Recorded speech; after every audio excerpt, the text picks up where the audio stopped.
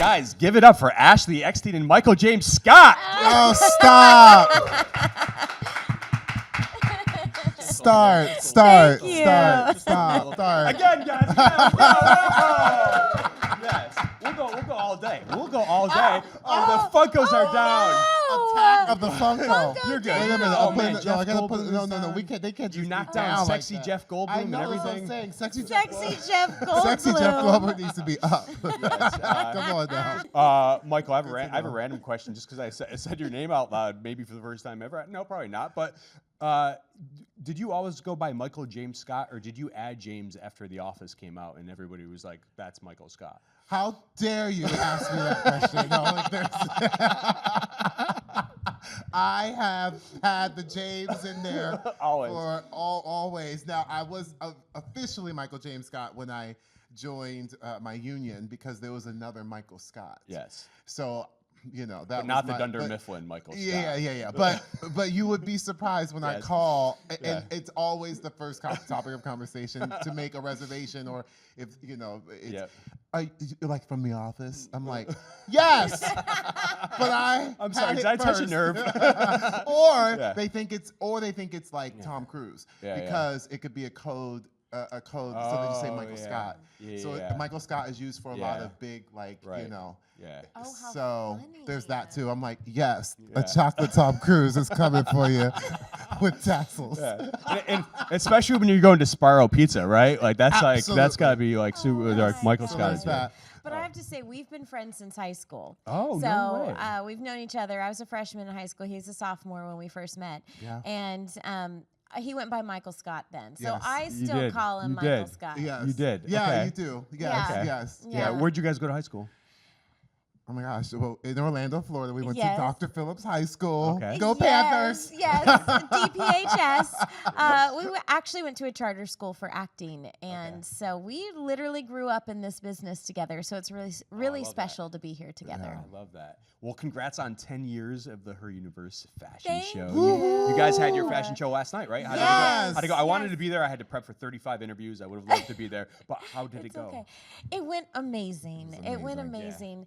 You know, it's just such a celebration of fandom. You know, yes, the topic of the night is geek couture. So it is a couture level fashion show that's straight out of Fashion Week. Like this show could belong at New York Fashion Week, Absolutely. Paris Fashion Week, Milan Fashion Week. But it's special to us. It's special to Comic-Con.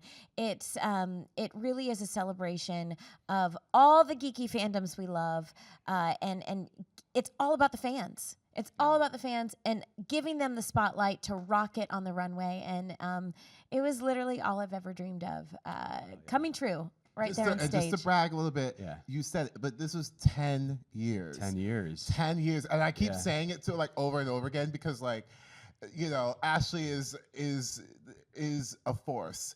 And I think when she's working and doing stuff, like she's just working. And so this was an incredible moment. And I kept saying, I was like, this is 10 years, like 10.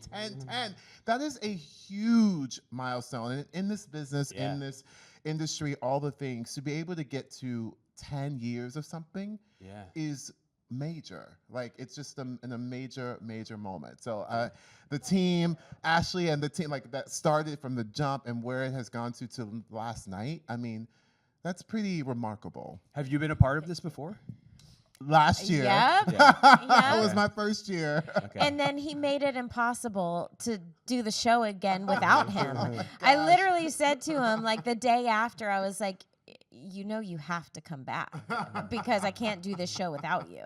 Yeah. It was a very lovely invitation. I had no idea what Ashley Eckstein was getting me into. And I just was like, sure, okay, yeah. And then I came and I was like, oh my God, like, what is happening? I've seen photos and you know, all the things. Yeah. Well, you can't explain it. You really can't explain the energy that is in that room and the community of it all, but you just can't explain that electrifying energy. It is unlike anything I've experienced. And so to be able to, I mean, I felt like I was a little kid in the candy store last year because I was just like, this is crazy in the most amazing way. Like it was just amazing. And you see it. You see the audience. You feel it from the jump as people are coming in. It's electric. And, you know, here's what I'll say. I learned this with Her Universe, the company, which will be turning 15 next year, which is just surreal. But someone taught me a long time ago that, to find your why. Like, why are you doing something? And your why has to be bigger than you. And in order to make it 10 years or 15 years, you have to have a why that's bigger than yourself. And my why has always been the fans and the designers. Like, I want to give them a life-changing opportunity, and that is what our show has provided. It's changed lives, and not only just a prize, which the 2 winners last night got a $10,000 prize. I was like, I'm entering next year. That's what I said. I was like, well, I'm entering. I didn't even know that. Got my jacket already. Yes. But more importantly, they've gotten careers out of the show. And that's my why. Like, yes, we get to do fun things. I get to wear pretty dresses, but that doesn't sustain you 10 years. What gives you like the oomph to keep it going and to push is when, you believe in something that's bigger than yourself. And so I'm so grateful to the designers and the fans that have embraced this show, and I truly do it for them. Yeah. How would you characterize how Her Universe has expanded, like in the 15 years since you launched it? Well, again, my why was that I wanted to break the stereotype. I've been coming to San Diego Comic-Con since 2007, and I saw right away there was just as many women there as there were men. But then when you look in the marketplace and when you would go shopping, I went shopping for a Star Wars t-shirt, for me, a female fan, and it literally didn't exist. Wow. I was told to go to the men's or the boys section and be happy with a men's size small. And I thought, this isn't right. You look around Comic-Con and half the attendees are women. If you give us stuff, we will buy it. But then I just read story after story of how women and girls were being bullied and being bullied terribly.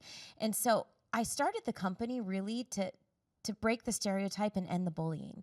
And I just wanted to spread the message that this world that we love so much, that these stories like Star Wars, which to me is a story of hope, it's a story of good overcoming evil. You can't put a gender on that. And so I just wanted to make it a more inclusive space, and my way of doing that was through fashion. And I felt that if women and girls had cute clothes to wear that made them feel comfortable and confident, then they could step into the spotlight and say, yeah, hey, I'm a girl and I like Star Wars.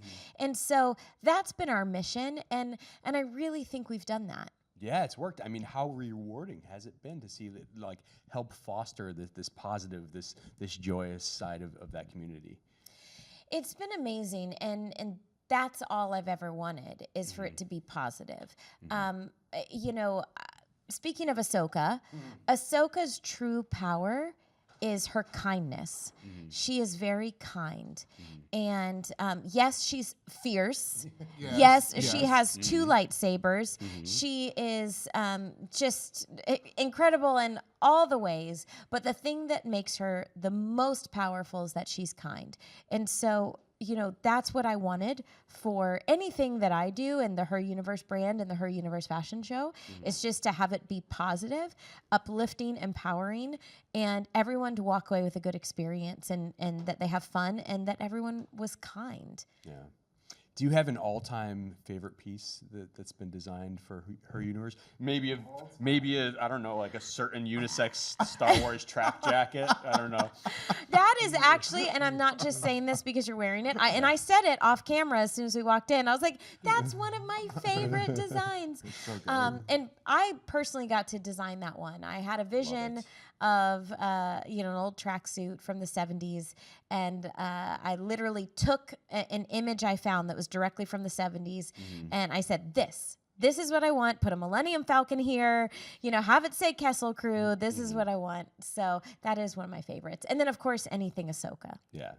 I mean, I wear this so much that I've worn this and like not even realized I was wearing it to interview you. Like when we were at Philly Fan Expo, I'm like, oh wait, this is perfect. Like I already have this on. I think I've told you the story. I was at the Solo press junket, I believe, and they had it on a mannequin. I wasn't that familiar with the brand yet, and I just saw it and I was like, I need that. And you know, they give away so much things at these press junkets that I went up and I put it on, and I was like, I tried to walk away with it, and they were like, sir, you cannot steal our jacket. But I was like, where can I get this? And they showed me, and I ordered it on the spot, and I like, Thank you. It's the best. Michael, do you rock some Her Universe? Do you have any gear? Listen, yes and yes and yes, but I don't timidly walk away from the mannequin. You just take off. I basically wear like I'm not over all the fun clothes. You know what I mean?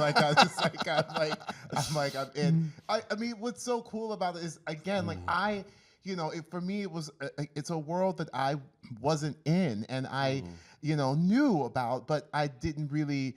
I just wasn't. That wasn't my world. And so what's been fun is like, oh my God. Like, I feel like every little thing, a new design or something, I'm like, ooh, what's that? Okay, like, now I want to learn about it. So like, for me, it's been actually educational, because all of the designs and literally I feel like there's a new design that happens. Like, every time I feel like we have a conversation, Ashley's like, well, we just finished designing like a blah, blah, blah. And I'm like, but like last week you said we just finished designing a blah, blah, blah. So like, it's kind of amazing, because there's just so many incredible designs to choose from. And and so many people, like, you can wear one, I can wear one, Ashley can wear one. Like, we can all wear one and feel the same the same fierceness, power in it.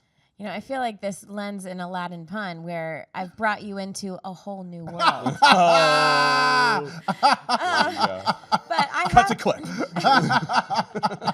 I have to say, yes, it's a whole new world. But when I see Michael in his world, Michael, what I stand for in our fandom Comic-Con world is who Michael is in the Broadway world. He is literally like the face of Broadway right now. He is a Broadway superstar, but just so positive and empowering and inspiring the next generation of Broadway superstars. And you just mentioned your girls. And so, that's what I love, is that you're paying it forward, giving it back, for young boys like yourself. Listen, it's you when you grow up feeling othered, when you grow up feeling like you are outside of a box, speaking of what we talked about last night, and just the Barbie story of it all, and celebrating literally 65 years of Barbie.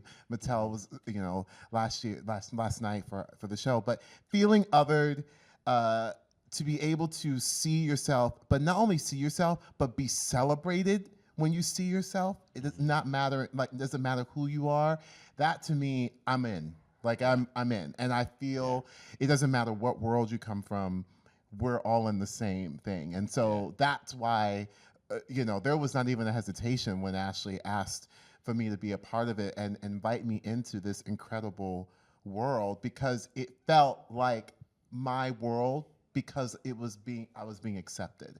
So it didn't matter that I didn't, technically come from it, but I was accepted. Me and my tassels and all. You know what I mean? So that, to me, is an incredible, incredible thing, and why I think it is the go-to event. It is the community that people want to be a part of. It is the hype thing that really kicks off this, the epicness of Comic-Con. That's pretty incredible from this little Polly Pocket. I mean, truly, it's an incredible thing. Yeah, but that's why you feel that, and you wanna be a part of it. Yeah, I want to talk a little bit about your respective iconic roles that you've played and are playing. Ashley, you introduced the world to Ahsoka and Clone Wars.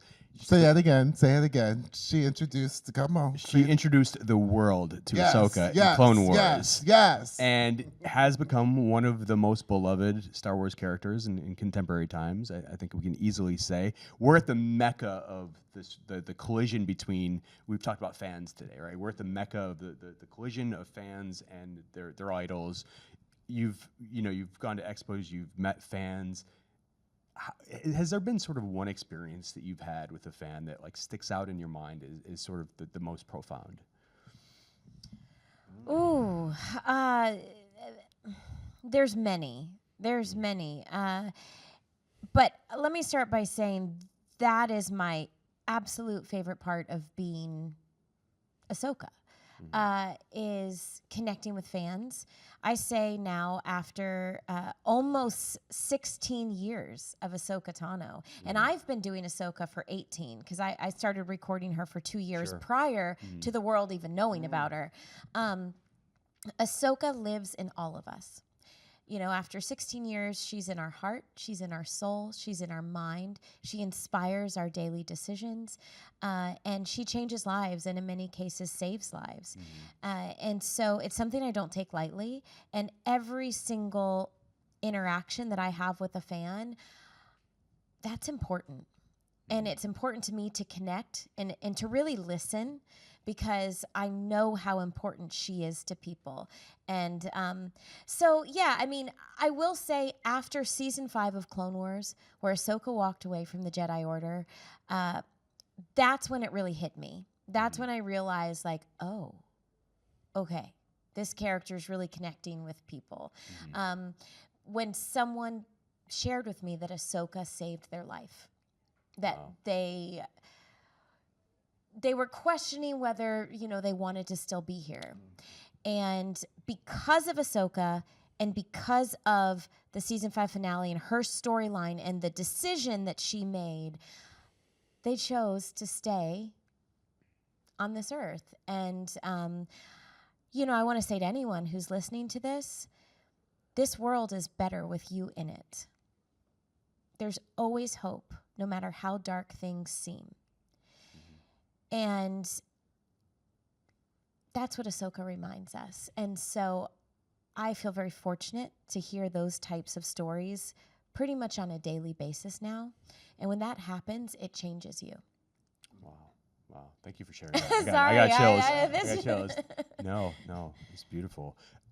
Michael, as Ashley mentioned, you are a Broadway superstar. You are. I just saw you with my daughters in Aladdin. You're the genie. Very, very happy. You absolutely slay it up there. Just what a performance you put on. How many? Do you even know how many performances you've done now? Okay, hype friend moment.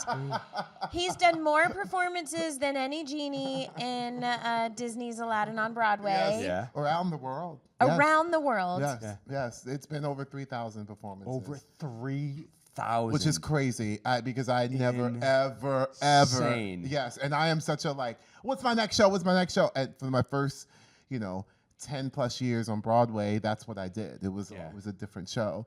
Yeah. So to be, we're 10 years in, off and on playing the role, is just like crazy. I mean, it's mind blowing to me, because it's just something I never, ever, ever expected on so many levels. That's insane. Over 3,000. Yes. Do you dream as the genie now? Yes, I dream and I sweat glitter as the genie. So you may have glitter on you because you're this close to me. So there might be anyone in the room. People anywhere in your vicinity. Yes. That is the case. So I'm going to ask you a similar question I asked Ashley. Is there one show that has stood out for you as the most special in those 3,000 plus? Oh my gosh. I mean, like Ashley, I think there's just so many. It's crazy because we are like, theater kids, grew up together and have gotten to play very iconic characters. But moreover than that, characters that people feel such ownership over and such attachment and like real, connection to. So there's so many moments.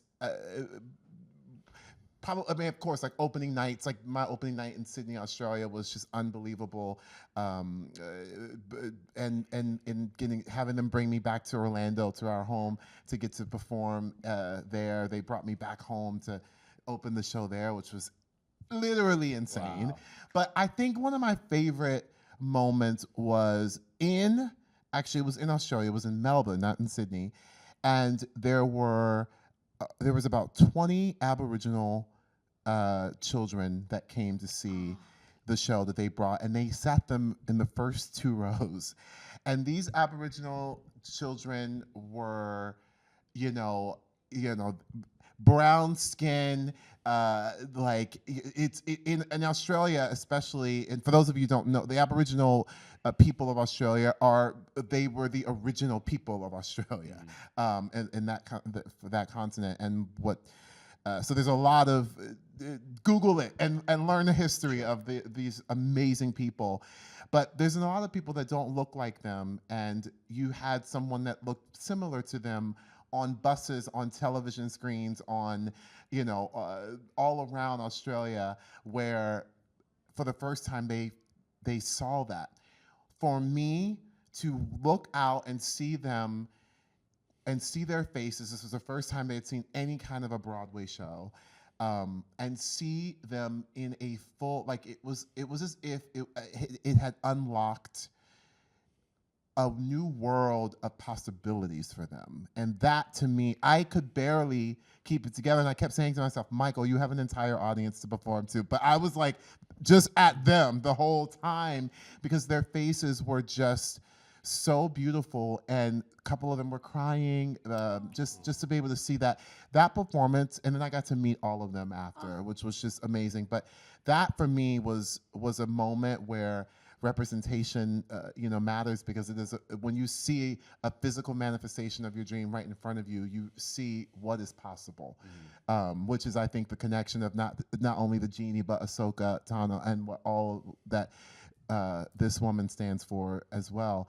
So that, to me, was a moment in time that just made worth everything for me. And when I sometimes forget about, or take for granted maybe the role that I'm in, because I'm just, I'm like, I'm just doing it. We're all human. We're all human, right? Tired some days. Yes, I have to remember that and go back to those moments and why it's so important to be able to get to be, chosen to do that, and stand in this light and give that performance to that little kid, and what they got to experience. I love that.